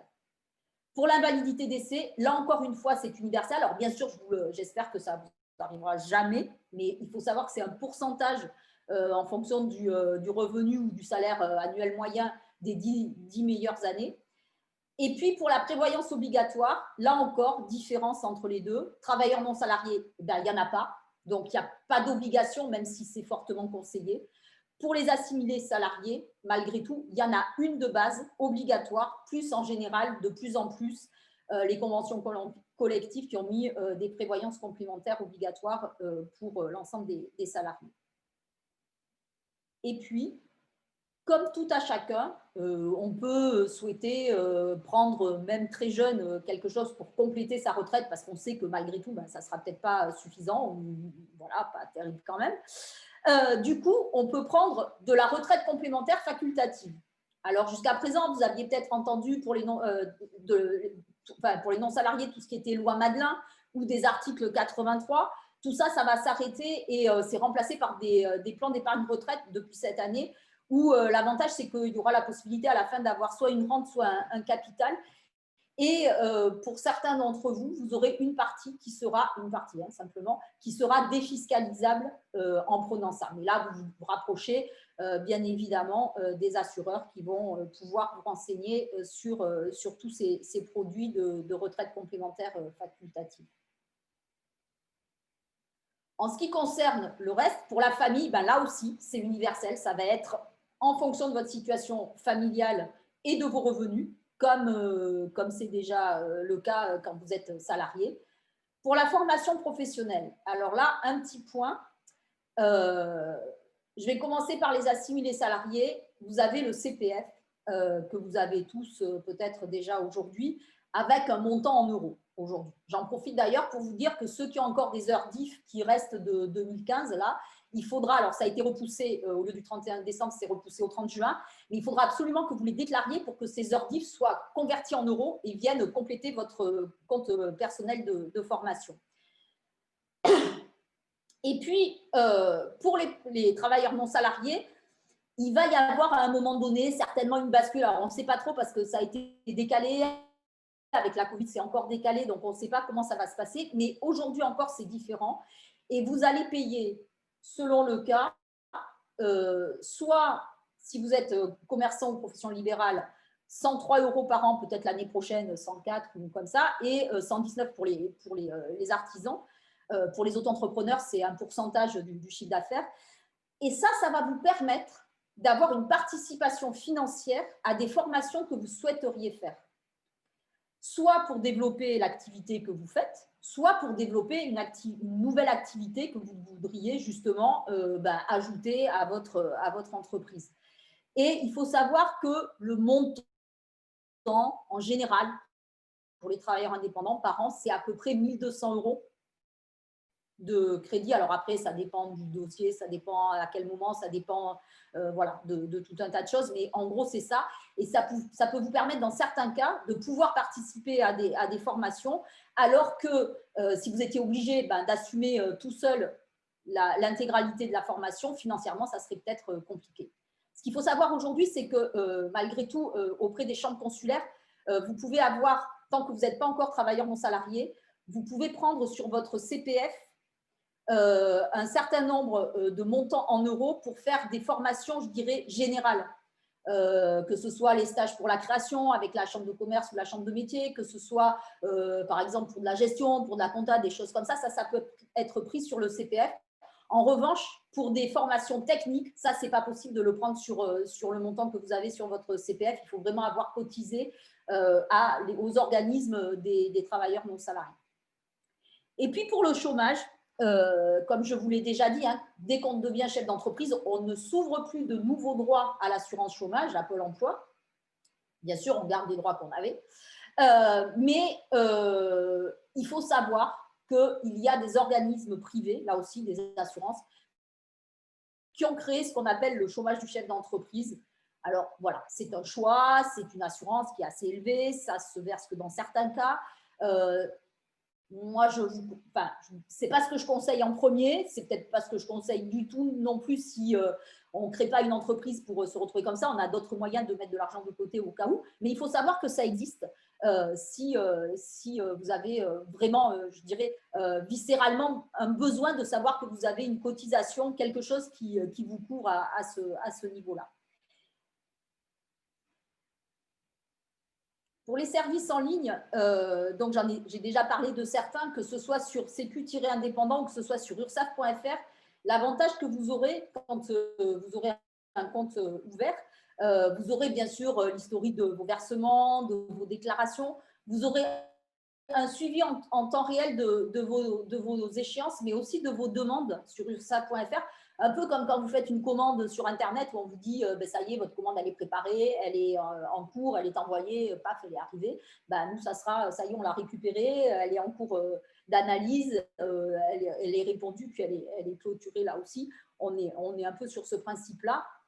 Vous aurez la possibilité, encore une fois, de modifier le montant de vos revenus, de faire des demandes de délai de paiement et aussi d'avoir des attestations.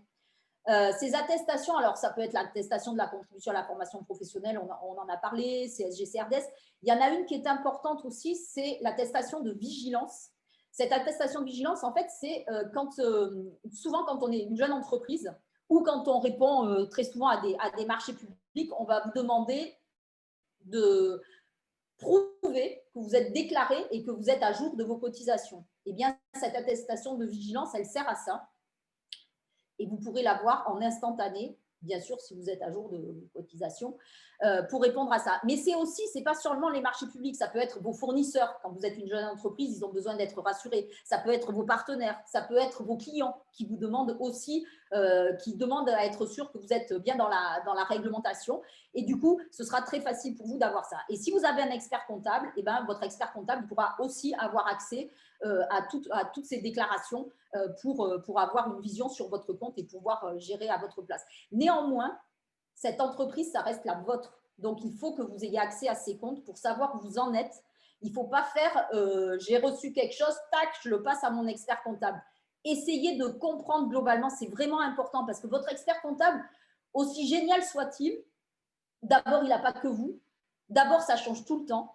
Il n'a pas forcément que votre secteur d'activité et il faut que vous soyez soyez attentif, vous aussi, il faut que vous soyez acteur de votre entreprise, que si vous voyez passer quelque chose qui concerne votre secteur d'activité ou qui vous semble concerner, posez-lui des questions, il doit vous répondre. Ça doit être un partenaire, l'expert comptable. Ce n'est pas simplement je lui passe tout et moi je m'occupe de rien. Et surtout aussi, c'est je ne fais jamais l'autruche. Parce qu'on vous retrouvera toujours d'une façon ou d'une autre et ça sera toujours plus compliqué. Donc, n'hésitez pas, quand vous sentez que vous allez avoir des problèmes ou quoi, n'hésitez pas à nous contacter avant d'avoir les problèmes. C'est pour ça que j'ai commencé au départ en disant qu'on était aussi là comme partenaire et pas uniquement pour recouvrer des cotisations. On essaie de faire un accompagnement personnalisé pour vous en tant que créateur, mais aussi tout au long de la vie de votre entreprise et également quand vous êtes en difficulté. Là, c'est vrai qu'en ce moment, enfin cette année, on l'a prouvé et reprouvé, je crois, on a mis des outils pour mettre à jour toutes les mesures qui étaient mises en place avec la Covid. Alors aujourd'hui, ça ne vous concerne pas et tant mieux.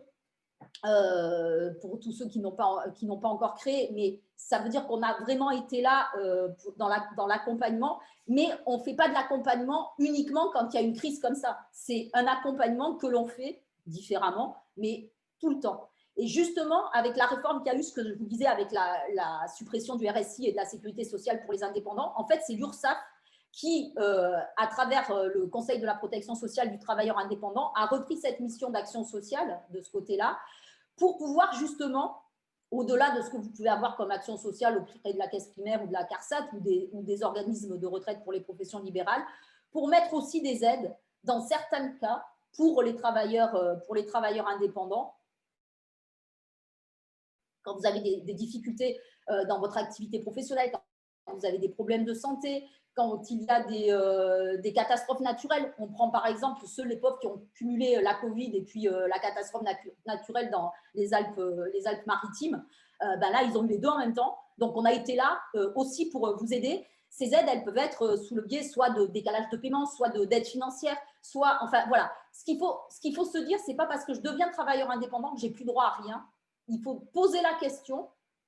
Quelquefois, ça sera possible, quelquefois, ça ne le sera pas. Mais en tout cas, ne commencez pas par dire j'ai droit à rien parce que je suis travailleur indépendant.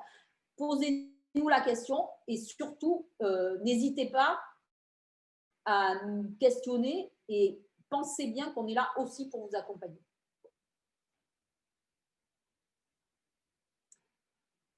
Voilà, globalement, ce que je pouvais vous donner comme information générale.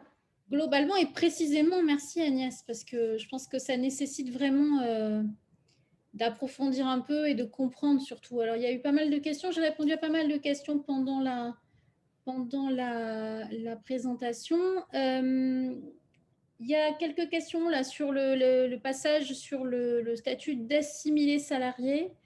J'en ai 3. Il y a une personne qui a posé une question par mail. Donc, est-ce qu'on peut cumuler un salaire? Donc, est-ce que ça s'appelle un salaire déjà, la première question, en assimilé salarié? Et est-ce qu'on peut cumuler, avoir un salaire en assimilé salarié et avoir des dividendes? Les deux. Oui, bien sûr. Oui. Alors, ça s'appelle bien un salaire. C'est un bulletin de salaire classique. La seule chose, c'est que vous n'aurez pas la cotisation assurance chômage, mais pour tout le reste, c'est un vrai bulletin de salaire. Donc, ça, c'est un vrai salaire. Et vous pouvez effectivement, dans les entreprises, vous pouvez avoir un salaire si vous êtes en SAS et vous pouvez avoir des dividendes à la fin. Ou est-ce que c'était un salaire en dehors de la société? Non, par rapport à la société. On peut avoir les deux, mais comme on peut avoir également une rémunération en tant que travailleur non salarié et des dividendes également. On peut bien sûr avoir les deux. La seule chose, c'est que les dividendes, ce n'est pas tout de suite, ça sera à la fin, une fois qu'on aura fait les dividendes, ça sera au net, etc. C'est sur l'année d'après, c'est perçu l'année d'après, les dividendes.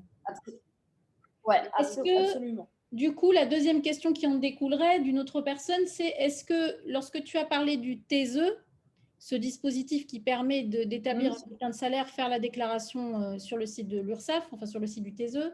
La question, c'est est-ce qu'une personne qui demande si on est assimilé salarié, qu'on est tout seul dans son entreprise, est-ce qu'on peut utiliser le dispositif du TSE pour faire son propre bulletin de salaire d'assimilé salarié? Bien sûr, c'est ce que je disais tout à l'heure, c'est valable aussi bien pour vous. C'est ce que je disais, les mandataires sociaux, en fait. Assimilés salariés, Quand vous êtes président de votre SAS, vous êtes mandataire social, là aussi. Et d'ailleurs, quand vous compléterez le formulaire qui s'appelle contrat, où je disais, on n'a pas besoin, enfin, il n'y a pas de contrat pour vous en tant que mandataire social, mais voilà, mais vous aurez une petite coche spécifique mandataire social qu'il ne faudra pas oublier de cocher parce que ça nous prouvera que vous êtes mandataire social et nous, on adaptera le calcul des cotisations au fait que vous soyez mandataire social. OK. Et une autre question, est-ce que assimiler salarié, c'est possible autrement qu'en SASU? Oui, alors c'est possible en tant que gérant minoritaire ou égalitaire d'une SARL. OK. À partir du moment où on n'est pas co-gérant. Je l'ai dit au début, mais je le redis parce que c'est toujours le côté un peu compliqué. Dans une SARL,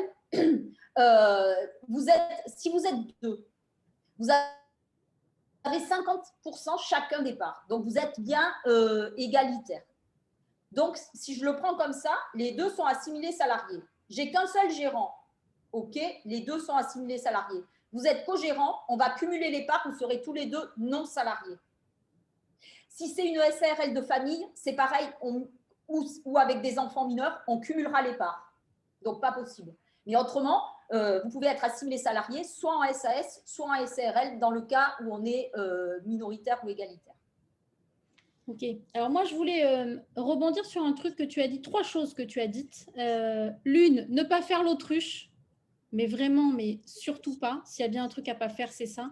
Ça ne fait qu'envenimer les choses et c'est compliqué et même psychologiquement, c'est insupportable. Donc, en fait, il ne faut vraiment pas se lancer là-dedans. Il faut au contraire. Et donc, la deuxième chose, c'est prendre contact avant d'avoir même des soucis, c'est-à-dire établir son petit équipage d'interlocuteurs administratifs avec les institutions, que ce soit l'URSSAF, que ce soit les impôts. C'est prendre contact, avoir un interlocuteur, une messagerie, un lien. C'est tout à fait possible aujourd'hui et ça s'est encore plus développé, je trouve, avec le Covid. Donc, je veux dire, on peut avoir des interlocuteurs et on peut poser une question et il ne faut pas hésiter à se faire aider quand c'est le besoin. Et la troisième chose, c'est effectivement l'exemple que tu as donné sur on ne donne pas un papier comme ça, on ne délègue pas à l'expert comptable sans comprendre. Et ça, c'est extrêmement important. Il faut comprendre. C'est comme si on prend un contrat d'assurance à propos, il faut comprendre. Il faut s'attacher et creuser et reposer la question 10 fois s'il faut, et vous la reposez, jusqu'à ce que vous compreniez l'information et vous l'appropriez. Voilà. Vous n'allez pas devenir des techniciens, on est bien d'accord. Le principe, c'est de comprendre globalement.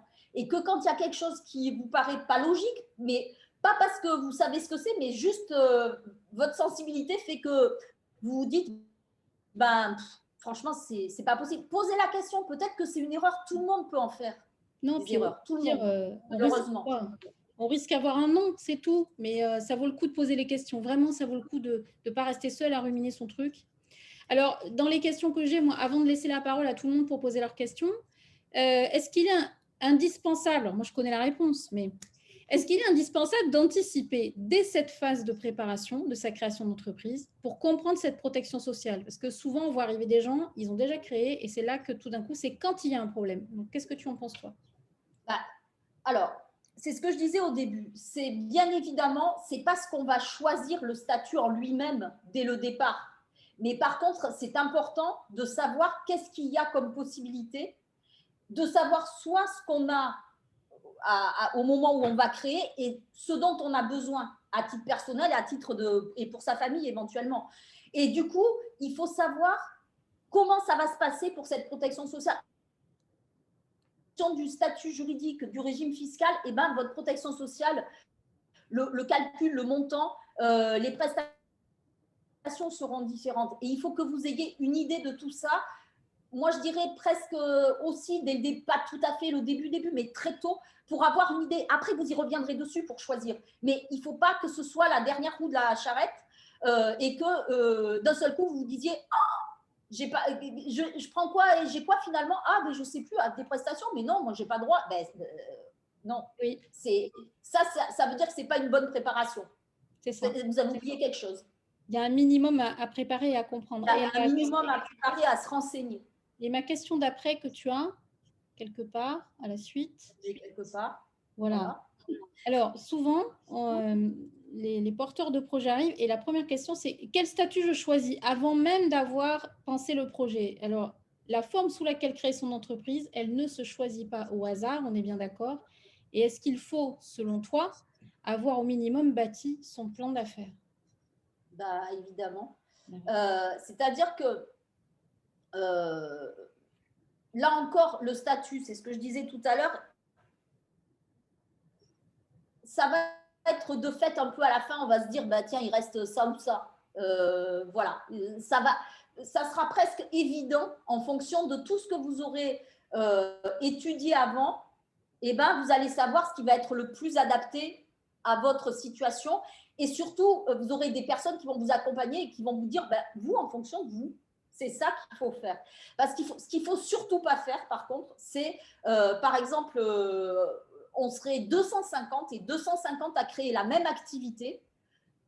Notre propre statut en dehors de cette création d'activité étant différent, eh ben, on ne créerait pas tous la même chose. Alors, ce n'est pas parce que vous entendez que 90% des personnes qui font telle activité seront en EI ou ceux-là, elles seront en EURL ou que ça, c'est mieux que ça.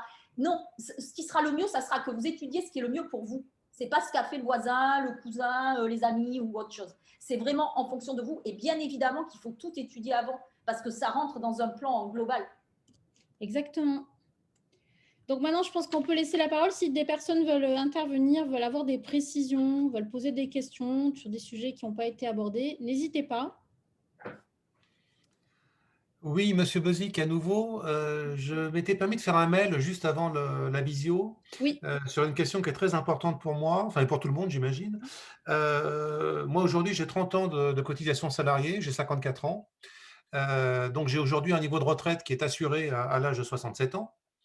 Et vous aviez parlé tout à l'heure des 25 meilleures années. La question que je m'étais posée, est-ce que c'est 25 meilleures années par régime, c'est-à-dire salarié, puis 25 meilleures années non salariées, ou est-ce que c'est au total? Et la question, c'est si je crée une SASU, par exemple, et que la SASU est déficitaire pendant 10 ans, est-ce à dire que mon niveau de retraite d'aujourd'hui n'est plus maintenu et sera totalement détruit par les 10 ans d'absence de revenus?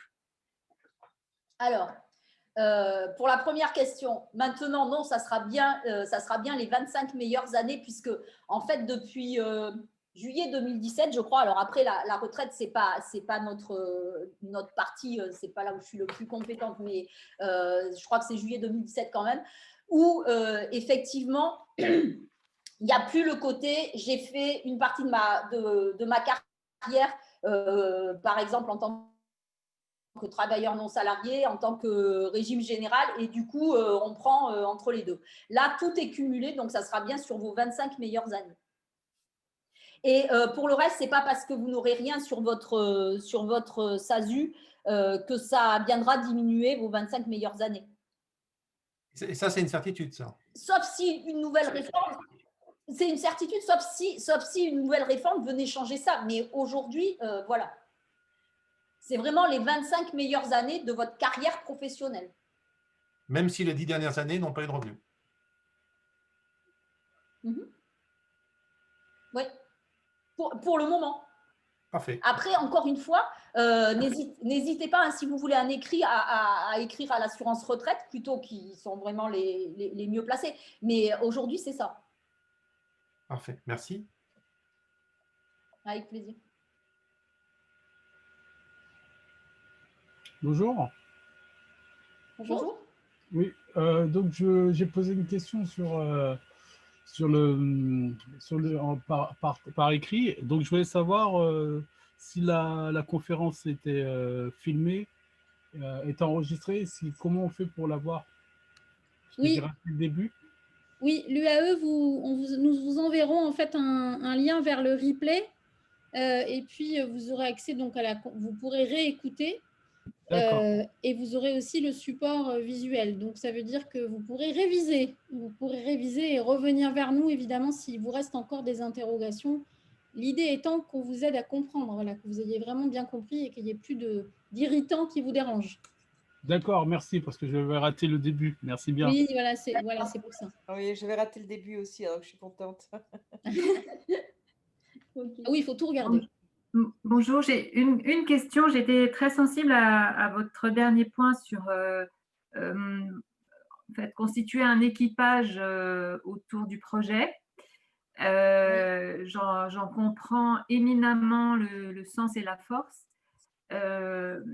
ma question est, dans cet équipage, donc vous avez parlé de l'URSSAF, de l'expert comptable, d'un interlocuteur auprès des impôts, mais comment est-ce qu'on identifie ces différents interlocuteurs qui, pour moi, devraient être vraiment des personnes humaines, quoi, pas Ah oui. un service, vraiment des interlocuteurs avec un nom et quelqu'un derrière. Ce n'est pas toujours simple à obtenir. Comment est-ce qu'on arrive à les identifier, ces personnes-là? Alors déjà, si on prend par exemple l'exemple des impôts, moi ce que j'explique, quand vous préparez votre projet et que vous créez un petit exemple concret, vous avez ce qu'on appelle la cotisation foncière des entreprises qui est à régler l'année d'après. Vous êtes exonéré une année, vous avez à la régler. Il ne faut pas attendre de recevoir l'avis à payer un an plus tard pour prendre attache avec son centre des impôts. Et autant vous le connaissez, le centre des impôts, en tant que particulier, ce qu'on appelle la trésorerie générale, mais le centre des impôts, quand on est entrepreneur, on doit prendre contact avec ce qu'on appelle le centre des impôts, le service des impôts des entreprises, le SIE. Parce que là, c'est là que vous… Pardon? Le SIE. Non, c'est ta connexion qui me… Oui, le SIE, le service des impôts des entreprises. C'est en général au même endroit que la trésorerie, mais ce sont des bureaux et des interlocuteurs qui s'occupent des entrepreneurs.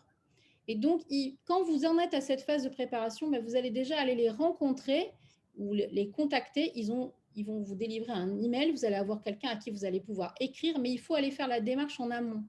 Ce n'est pas le jour où on a un souci qu'il faut s'affoler et effectivement chercher. C'est pour ça que je dis cet équipage est essentiel, c'est-à-dire que vous allez identifier, et je comprends votre question, c'est qui je mets dans cet équipage? Oui, exactement.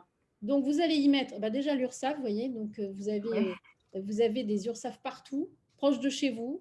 Donc, évidemment, ce seront des interlocuteurs locaux. Mais alors, vous avez les personnes humaines qui sont effectivement derrière dans les entreprises et dans les administrations et dans les institutions. Vous avez aussi dans cet équipage tous les supports pédagogiques qui peuvent être faits. Si on prend l'exemple de l'URSSAF, vous avez des petites capsules, vous avez des vidéos. Tout ça, ça fait partie de votre équipage aussi, en plus de l'équipage humain. Ensuite, vous avez votre banquier, vous avez votre assureur, vous avez potentiellement votre notaire, parce que quand vous créez, ça peut avoir, si vous êtes propriétaire, ça va avoir un impact aussi sur ça, sur votre patrimoine. Donc, en fait, vous allez comme ça identifier, il n'y en a pas non plus des milliers, mais il va y avoir la structure qui va vous accompagner. Si vous faites une formation à la création d'entreprise, vous allez entrer dans votre équipage les formateurs que vous allez avoir, parce qu'il y a toujours un lien qui reste, normalement, si c'est bien délivré. Enfin, tout un tas comme ça de choses, et vous allez le construire vous. Et puis parfois, mais il ne faut pas hésiter à… C'est pas très dans la culture française, mais quand on pousse un peu, on y arrive. C'est-à-dire que quand vous avez vraiment une question de fond, quand vous préparez votre projet, dans votre mail, vous allez faire un mail à la fois à votre banquier, à la fois peut-être à votre avocat, à la fois, si vous, par exemple, vous associez, vous devez faire un pacte d'associés. Et vous allez les mettre à 3-4 dans le email pour leur poser la même question, parce que vous allez avoir des avis selon leurs expertises, selon leurs connaissances et leurs compétences. Mais n'hésitez pas à faire des mails groupés. Je ne sais pas pourquoi, en France, c'est très compliqué d'arriver à mettre plusieurs personnes autour d'une table et autour d'un mail. Mais c'est ça, et c'est à vous de le faire, à dynamiser ça, et ça va vous rassurer. Et puis, ça permet d'avoir une certaine transparence dans ce que vous faites et de ne pas répéter 10 fois à 10 interlocuteurs, mais d'essayer de dire, voilà, moi j'ai une problématique, je ne sais pas répondre à ça et j'ai besoin de vos avis. Voilà. Et c'est pour ça que la notion d'équipage, enfin nous à l'UAE, on l'entretient beaucoup, on appuie beaucoup sur ça, que vous créez une première entreprise, une auto-entreprise, que ce soit un projet un peu plus large et avec des associés. Voilà, il faut vraiment pas hésiter et surtout, c'est un acte aussi extrêmement indispensable de demander de l'aide aussi, de se tourner vers les autres et puis après vers vos pairs. Il y a des clubs d'entrepreneurs qui existent de plus en plus. Voilà, il y a de plus en plus de gens qui échangent ensemble. Alors, évitez de perdre trop de temps sur des forums qui sont très chronophages et où l'information n'est pas forcément toujours sourcée aussi. Attention à ça, à bien regarder où vous allez chercher l'info, quelle est l'URL.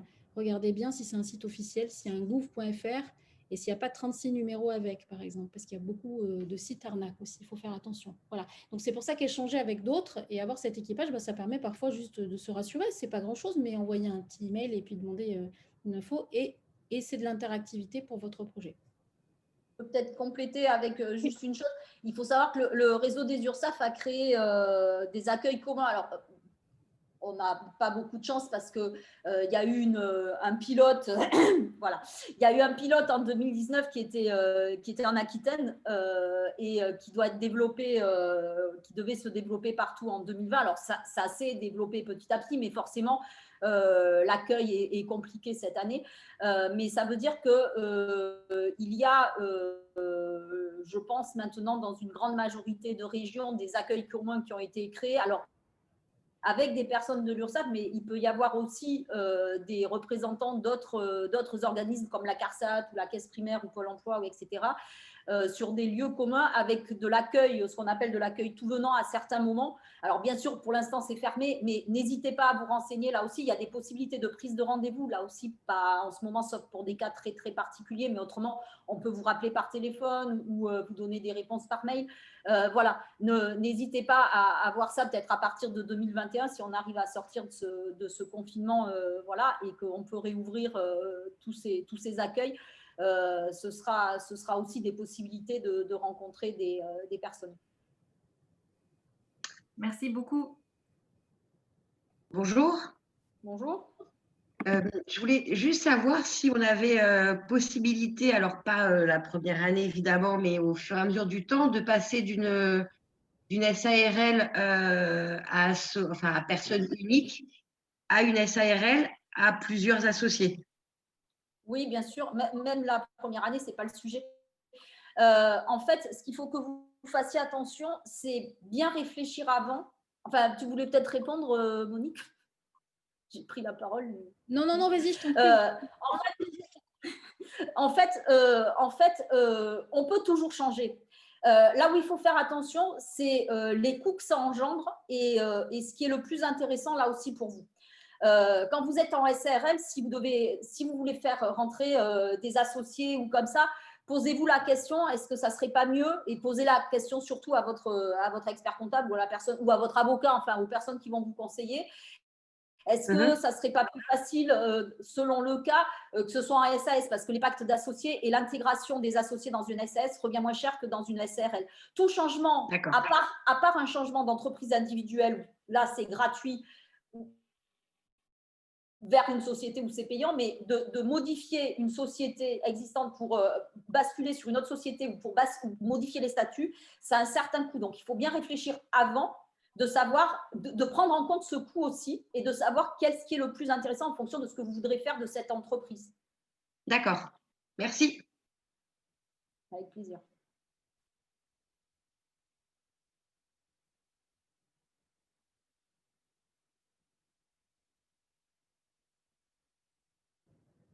Pas d'autres questions? Encore?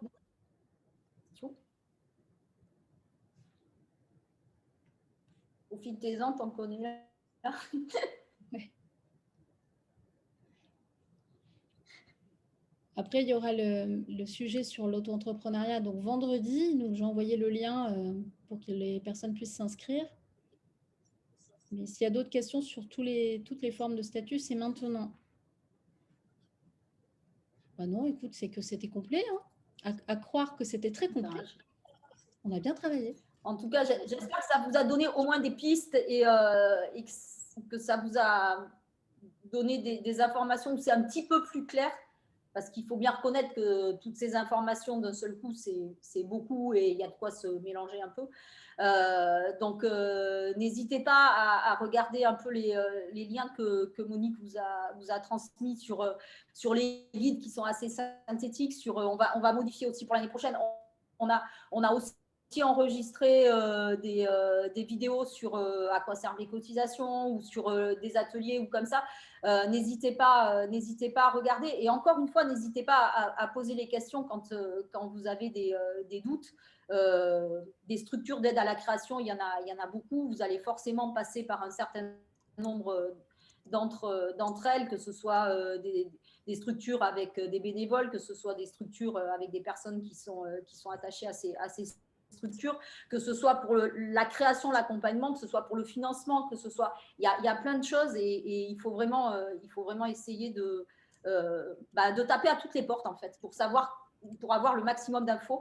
Par contre, une fois que vous avez choisi quelqu'un, d'abord, il faut que ça passe. C'est comme un expert comptable. C'est comme un médecin, en fait. Si ça ne passe pas avec le médecin, vous changez de médecin. Si ça ne passe pas avec des partenaires, il faut changer de partenaire parce que c'est de la confiance aussi. Et du coup, il faut que ça se passe bien. Donc, et c'est comme ça que vous arriverez à avancer. Mais après, une fois que vous avez donné votre confiance à quelqu'un, essayez pas d'avoir 15 personnes sur le même sujet. Parce qu'autrement, là, on ne sait plus où on en est. Exactement. Bon, eh bien, je crois qu'on est au bout. Je vous ai donc mis un petit message. Pouvez-vous envoyer le lien dans le webinaire vendredi? Oui, vous aurez tous ceux qui ont participé, vous aurez le lien vers le replay. Juste le temps que ça se fasse techniquement, donc sous peu, voilà. Et puis, vous aurez également accès à la présentation, donc pour pouvoir bien revoir le détail de ce que vous a expliqué Agnès. Quant à moi, je vous donne rendez-vous avec toi. D'ailleurs, moi, j'ai d'autres webinaires demain et les jours d'après. Mais demain, en tout cas, vendredi, nous, on se retrouve avec Agnès pour faire un focus véritablement sur l'auto-entrepreneuriat. Et donc, ça sera sous la même forme, avec du temps pour les questions. Voilà, vous pouvez… Alors, si vous vous inscrivez, n'hésitez pas aussi à poser vos questions en amont dans le petit formulaire d'inscription, ce qui nous permet d'orienter effectivement les choses pour pouvoir vous répondre au mieux, comme l'ont fait quelques personnes. Voilà. Et le mail de l'UAE est ouvert pour vous répondre avant, après, plus tard, quand vous avez besoin, on est là avec l'URSSAF. Merci beaucoup, Et vraiment. En tout cas, je vous souhaite beaucoup de réussite dans tous vos projets et j'espère qu'on sera toujours à la hauteur pour vous accompagner dans toute la vie de votre création et de votre entreprise. Merci. Au revoir. Au revoir tout le monde. Au revoir.